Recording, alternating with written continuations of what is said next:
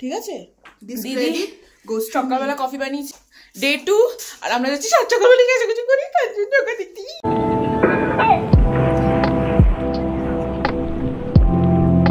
সেটা আমার কোনো পক্ষে সম্ভব। সাজুগুজু এন্ড অল, আর ফার্স্ট টাইম আমি এত ভোরবেলা উঠে মেকআপ করেছি। Who cares? চিয়ার্স। না না, আমি কিন্তু আয়না থেকে কফি খাচ্ছি না, আসলে আমি তখন লিপস্টিক চেঞ্জ করছিলাম, আমার মা তখনই ভিডিওটা করেছে। আমরা সেকেন্ড টাইম কফি খেয়ে দিচ্ছি, আমাদের গাড়ি এখনো আসেনি, এসে পৌঁছায়নি। দার্জিলিং এমনিই ঠান্ডা, তার মধ্যে আগের দিনের ভিডিওতে বললামই যে আগের দিন বৃষ্টি হয়েছে, তো অত্যাধিক ঠান্ডা, বাট তার মধ্যে ওঠে আমি সাজুগুজু করে যেতে আমার ফটোগুলো জাস্ট ভালো ওঠে, কারণ আগের দিনের ফটোগুলো ভালো ওঠে না। আর আমাদের ড্রাইভার দাদা ছিলেন একজন গোর্খা, উনি আমাদের নেপালি ভাষা শেখাচ্ছিলেন, আর আমরা জাস্ট তোমার নাম কি এটুকু বলাই শিখেছি, যাও বাড়ি এসে ভুলে গেছি। এখন ভিডিওটা এডিট করতে গিয়ে আমি দেখলাম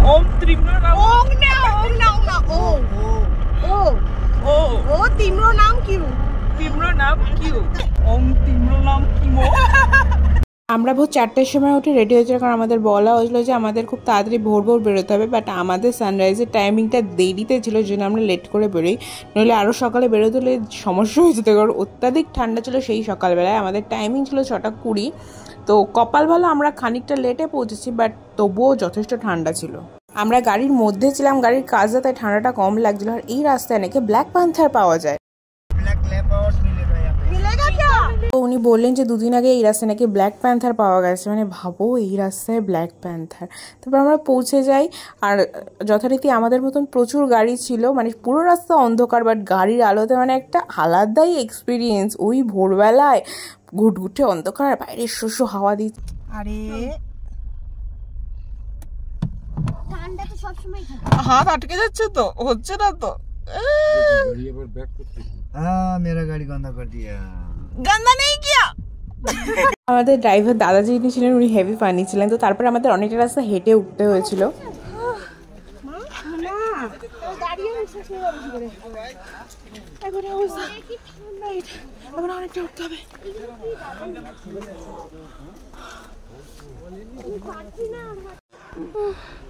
আমরা কয়জন? আমরা 9 জন। আমরা দেখে বুঝতেই পারছো কতটা হাওয়া দিচ্ছিল সেই টাইমটাতে। ঠিক আছে আলো অলরেডি, এদিকে চাঁদ দেখাচ্ছে, এখন মনে হচ্ছে একটুখানি সমতল হয়েছে, অতটা টান হচ্ছে না। গাড়ি একটা জায়গায় থামিয়ে দেয়, তার ওপরে তোমাদের হেঁটে উঠতে হবে। অল্প রাস্তা, যদি ওটা সমান সমতল ভূমি হয় তাহলে কম করে 2 থেকে 3 মিনিট লাগবে উঠতে, কিন্তু এতটাই ওটা খাড়া, আর এমন গায়ে কাটা ফোটার মতন হাওয়া দিচ্ছে ঠান্ডা, যাতে আমাদের ওইটুকু রাস্তা উঠতে প্রায় 15 থেকে 20 মিনিট সময় লেগে যায়, সেরকম তো টান উঠছে।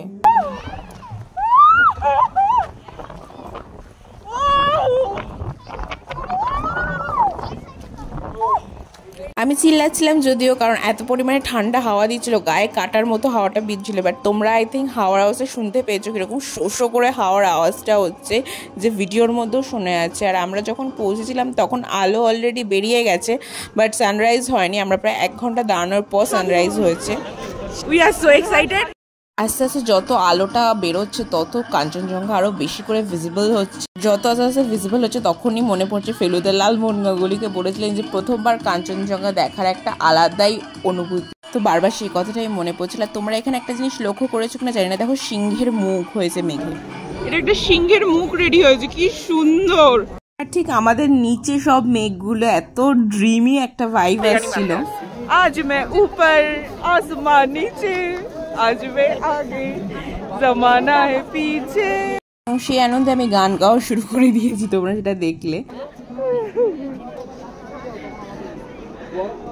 কাঞ্চনজঙ্ঘা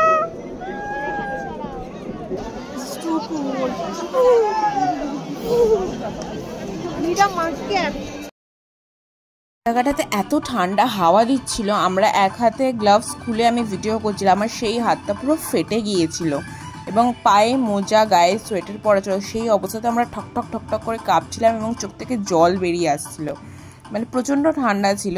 বাট যেটা আমরা দেখেছি সেটার জন্য ওয়ার্থ ইট।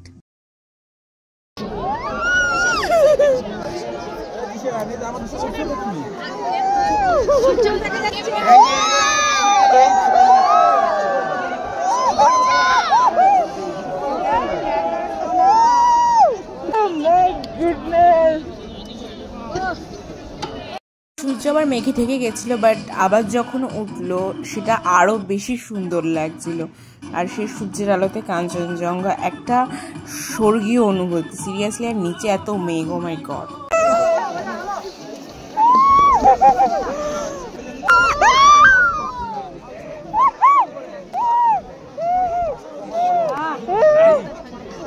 ওইদিকে তাকাও, কাঞ্চনজঙ্ঘা।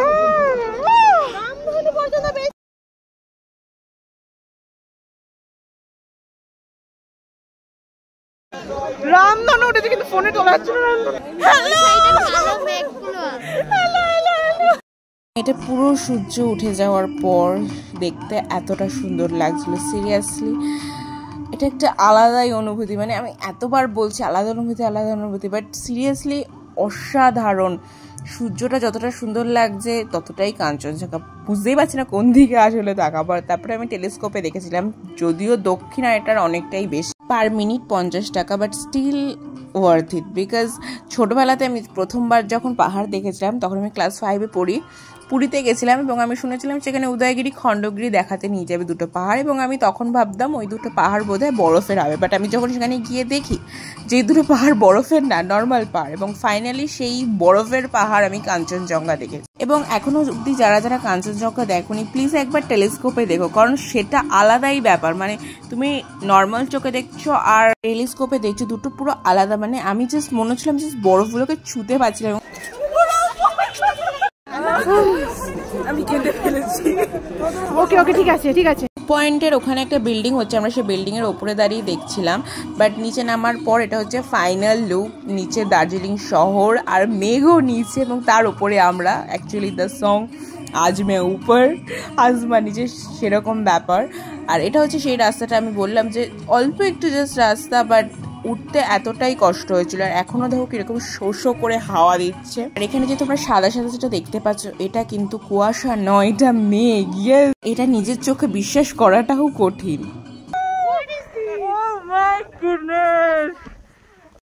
অ্যান্ড স্টিল হাওয়ার কি জোর, আমার চুল কি পরিমাণে উঠছে।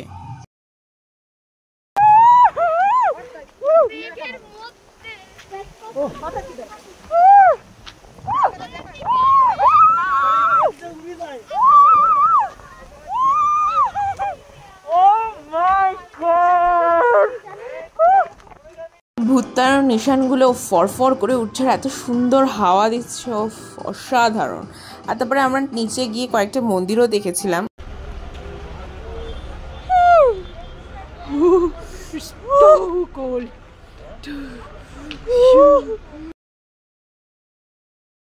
এবং আমি তোমাদের বললাম যে হাতের অবস্থা খুবই শোচনীয়, হাত পুরো ফেটে 3 দিন আমার হাতের অবস্থা এরকম।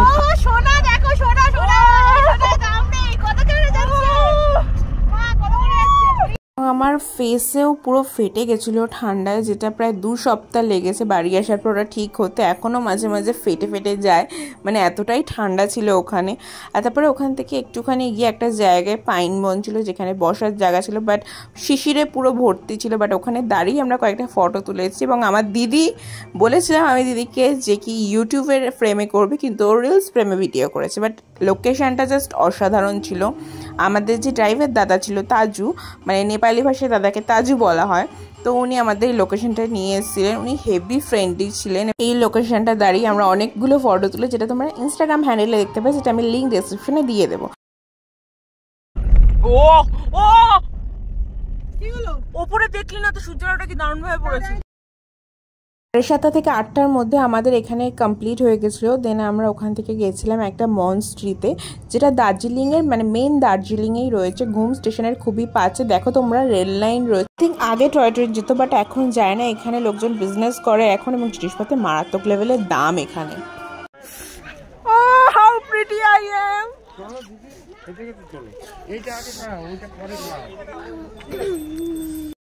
এখানের এলাকাটা অনেকটা বড়, আর আশেপাশের এলাকাটা খুবই ফাঁকা। তো এখানেও প্রচন্ড ঠান্ডা ছিল এবং আমি ঠক করে কাঁপছিলাম ওখানে দাঁড়িয়ে।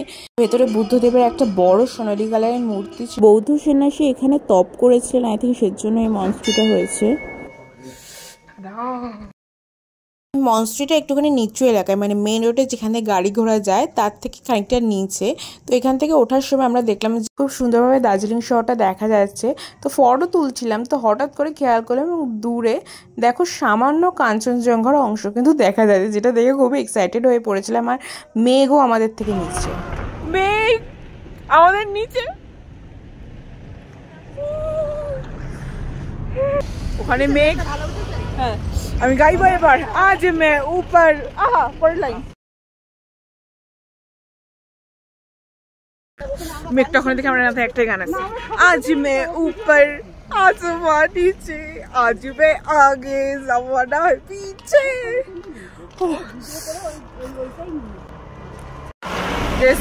সামনের ভিউটাও অসাধারণ। এটা প্রচন্ড ঠান্ডা লাগছে, প্রচন্ড। এবার আমাদের নেক্সট ডেস্টিনেশন রক গার্ডেন।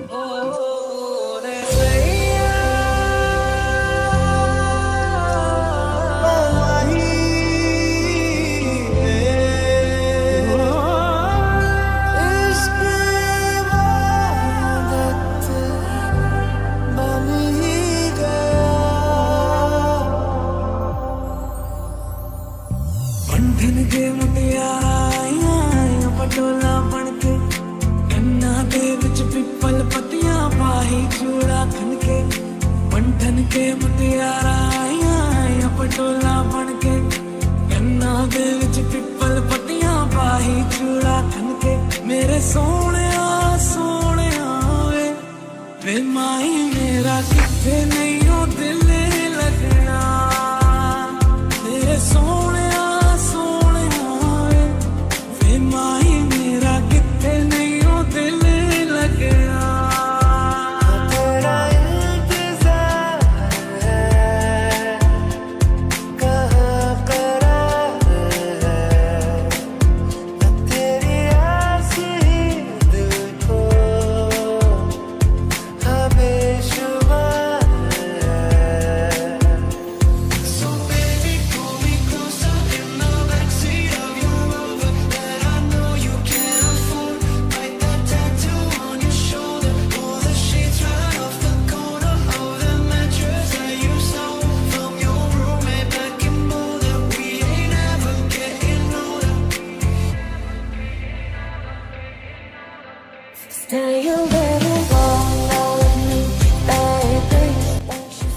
চলে এসে আমরা রক গার্ডেনে, ঝর্ণাটার সাউন্ডটা জাস্ট শোনো।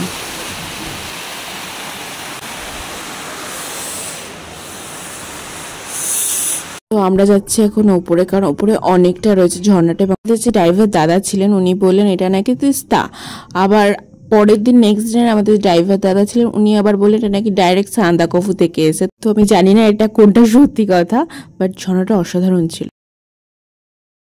জায়গাটা আমি মিউট করে দিয়েছি কারণ আমি মারাত্মক লেভেলের লাফিয়েছিলাম চেরি ব্লসম গাছটাকে দেখে, কারণ ভাবতাম হয়তো জাস্ট কোরিয়া আর জাপানেই হয়তো পাওয়া যায় চেরি ব্লসমস, আমাদের দেশে বোধহয় নেই। এবং ইনস্টাগ্রামে জাস্ট দেখেছিলাম যে শিলং মেঘালয় এলাকাতেই 2-4টা দেখা যায়, বাট দার্জিলিংয়ে মাই গড আমি জাস্ট ভাবতেই পারিনি। রক গার্ডেনে আমরা 2টো গাছ দেখেছিলাম।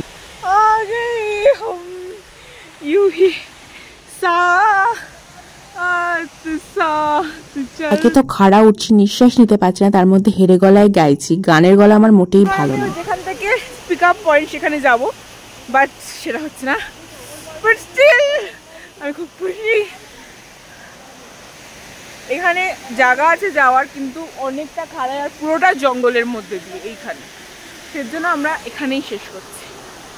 আর আমরা এসছিলাম কোথা থেকে? আমরা এসছিলাম ওইখান থেকে।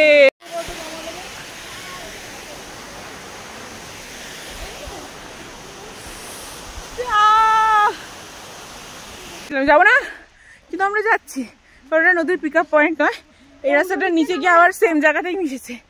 তো আমরা সেজন্য যাচ্ছি এতটা উঁচুতে। তোকে দেখা যাচ্ছে না, এবার দেখা যাচ্ছে। আমরা যাচ্ছি।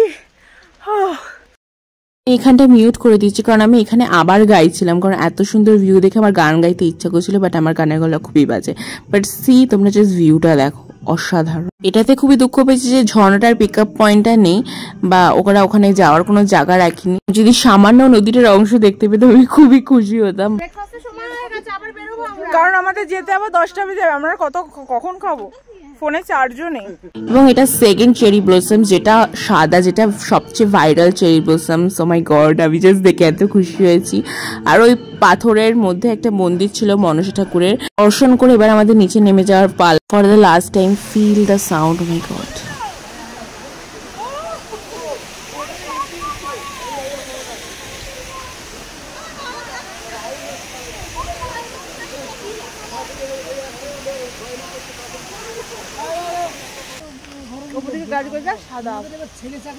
ঘুরতে ঘুরতে প্রায় 10:30 বেজে গেছিল এবং সকাল থেকে আমরা কিছু খাইনি, আমরা এখানে দাঁড়িয়ে চিপস খাচ্ছিলাম। তো হোটেল যাওয়ার পালা, ফোনের চার্জও শেষ, ফোনটা চার্জও দিতে হবে। আর এত ঠান্ডা হয় রোদুটে, তো ভালোই, চলো হোটেলে ফেরা যাক।